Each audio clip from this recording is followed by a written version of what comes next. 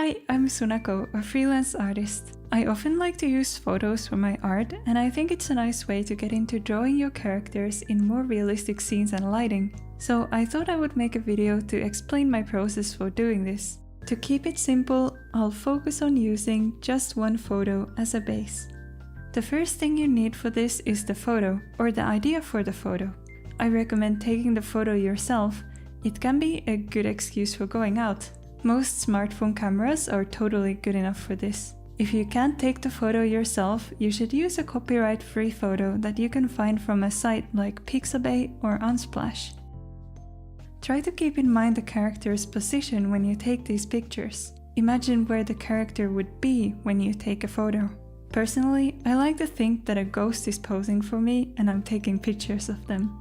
This is helpful for getting pics that work well as character art backgrounds. Also, rather than taking pictures that are too bright, take some that are too dark, in case you can't get the perfect exposure.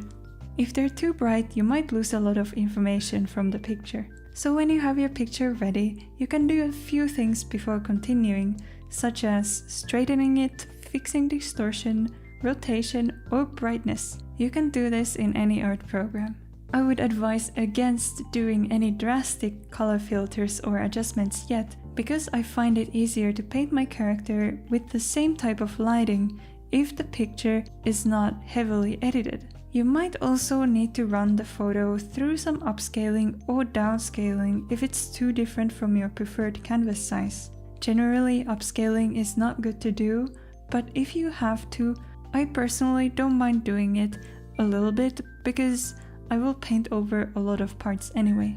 Next, I usually run the photo through a stylized filter, unless I'm planning to paint over all of it completely. For this purpose, Photoshop has quite a lot of filters, but for this artwork I used a free program called Photo Sketcher, which is also very good for this. It's quite slow to process, but it's got a lot of different filters and many adjustments for each of them.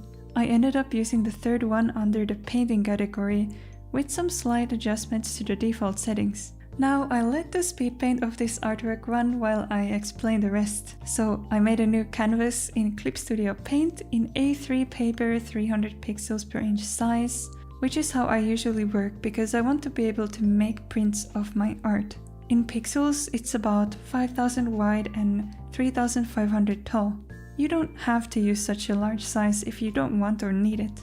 My photo that I took with my phone was a bit too small in size, so I had to upscale it a bit. When placing your character, don't just place it anywhere, but keep in mind the basic composition rules. Try to get the character's face in the spot where it would look the best to have a focal point. In this case, I just thought about the rule of thirds and how the lines of the window frames and perspective are guiding your eyes towards that corner where the chair is. Sometimes you might have to crop the photo quite a lot or zoom into it a lot to get a nice composition.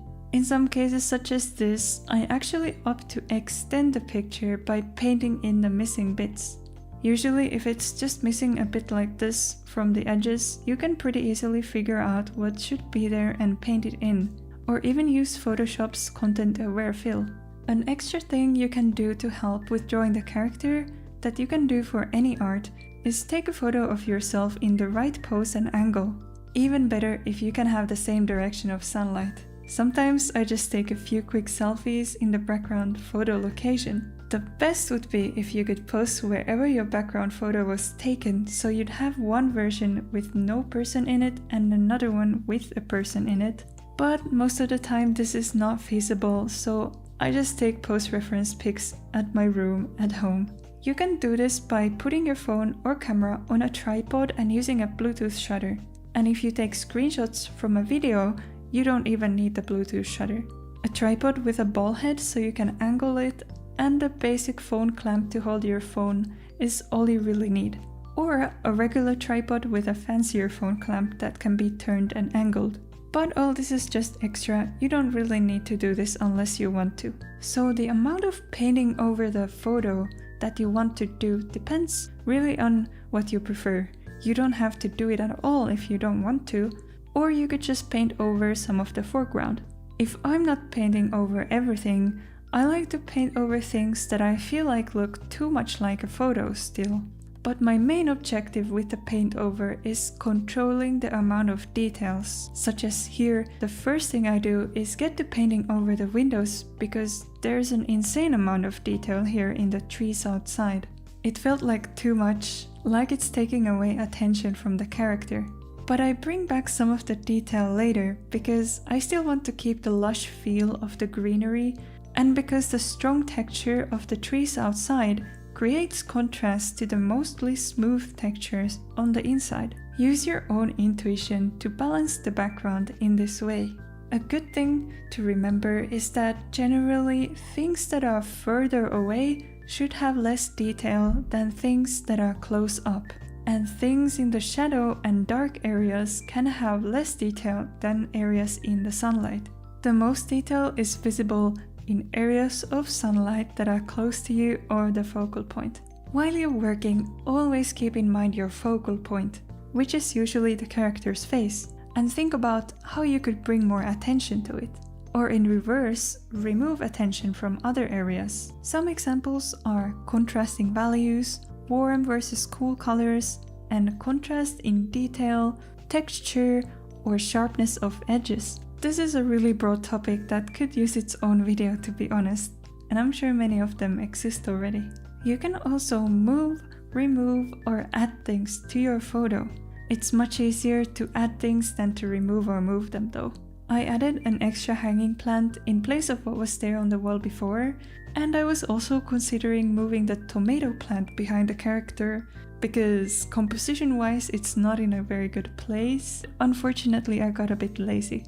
If you move or remove something, you'll have to paint in what was there underneath it, and this can be a hassle if the section underneath it is complex, like the corner section of these window frames. I also decided to paint over the potted plants on the table to make the shapes more clear and balanced. If I was really putting in maximum effort, I would also draw some outlines for the leaves and detail them a bit more instead of these blobs of color.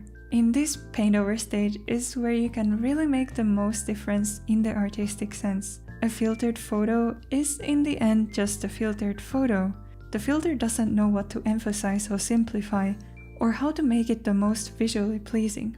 We can take some liberties to simplify and emphasize shapes to make things more appealing. When you paint in your character, you should try your best to use the same lighting as the photo has. It's really useful to know realistic light and color theory for this step. A book that I would highly recommend is Color and Light by James Gurney. That book has it all, and for me it was invaluable. The videos of Marco Bucci are also very good. If you understand the theory for each lighting scenario, you'll be able to know how to color your character well. In this photo, the afternoon sun, which is the main light, is coming into the room at an angle. The walls and roof of the room are creamy white and the floor is red.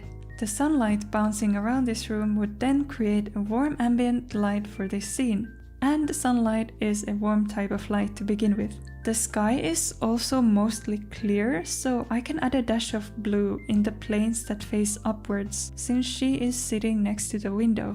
Those upwards facing planes would have a direct line of sight to the sky when you think about it. In this way, you can analyze the photo and then color your character in a way that fits and looks like they're actually in there, and not like they have been pasted in from somewhere else. This is why I would really recommend that book, which has all the info on almost every type of lighting that you might encounter, including artificial lights. I'm still not the best or fastest when it comes to the character art, and I usually make many revisions throughout, but I like to think that I get there in the end. Honestly, my brain going on autopilot and having these preconceived notions of what anime art should look like are my worst stumbling blocks. Stick to the fundamental theory and you'll do good. And don't forget to zoom out and check the overall balance every now and then.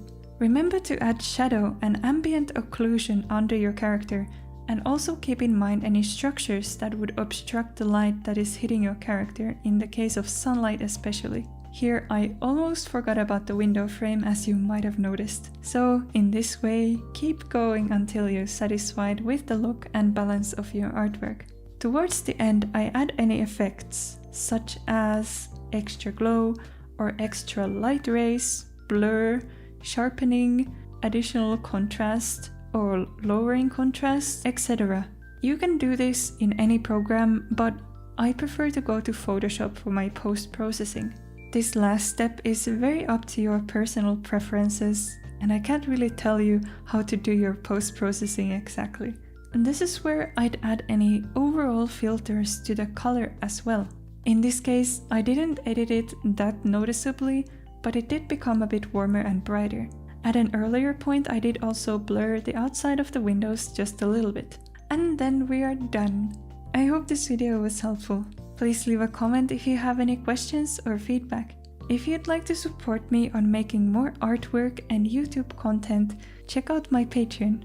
I upload speed paints and the files of almost all my drawings as I make them. Thank you very much for watching and have a great day.